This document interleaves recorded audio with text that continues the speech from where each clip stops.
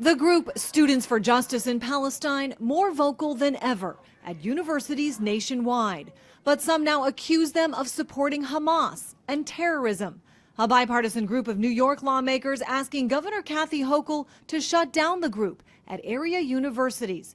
In a letter writing, SJPs across the state have released statements that endorse attacks on civilians, arguing their rallies include chants from the Hamas charter, calling for the death and annihilation of Jews and Israel. Some chapters already suspended elsewhere. At a time, the Department of Education has launched an investigation into 7 schools for alleged incidents of anti-Semitism, which have skyrocketed since the October 7th Hamas-led attack in Israel and the weeks of bombing by Israel that have followed in Gaza. Colleges should be places where students could express themselves, and it's okay to have different beliefs.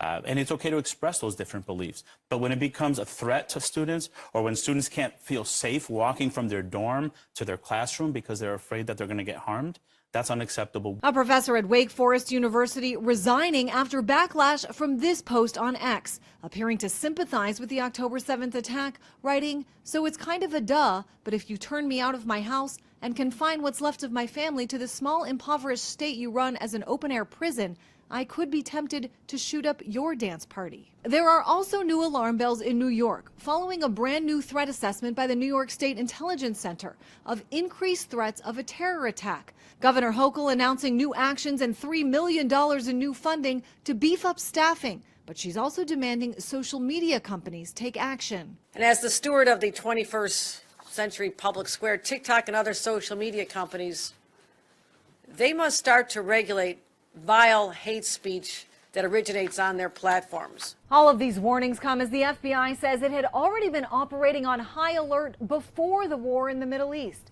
with threats surging ever since. In Washington, I'm Christine Frizzau.